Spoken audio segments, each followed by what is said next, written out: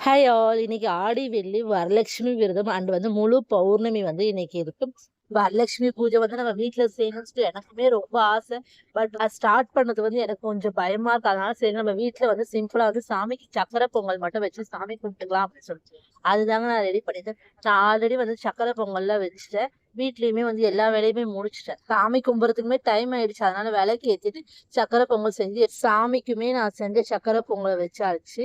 அந்த வீடியோ பாக்குற யாராவது வீட்டுல வரலட்சுமி விரதம் கும்பிடுவீங்களா? அது எப்படி கலசலாம் வச்சு கும்பிடுவீங்களா சொல்லி கண்டிப்பா ஷேர் பண்ணுங்க. எனக்குமே கொஞ்சம் ஆசையா தான் நம்ம வீட்டுல செய்யணும். பட் எனக்குள்ள ஒரு இது நம்மளுக்குன்னு ஒரு சொந்த வீடு அமைஞ்சு நம்மளோட வீட்டுல நம்ம செய்யும் போது அதோட ஹாப்பினஸே தனி. சாமி கிட்ட சொல்லியிருக்கேன். கொஞ்சம் ஆசையா தான் இருக்கு. நம்ம சொந்த வீடுன்றப்போ அது எவ்வளவு பெரிய ஹாப்பினஸ் இல்ல.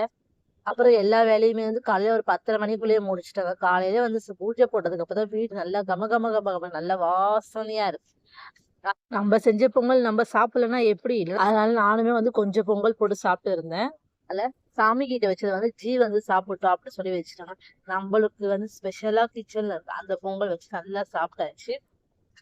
ஸ்வீட்னஸ் அந்த அளவுக்கு கொஞ்சம் அதிகமா இல்ல, கொஞ்சம் நார்மலா நல்லா இருந்தது. உங்களுக்கு இந்த வரலட்சுமி விரதம் கும்புற பழக்கம் இருக்கா? இல்ல நீங்க எப்படி செலிப்ரேட் பண்ணீங்க?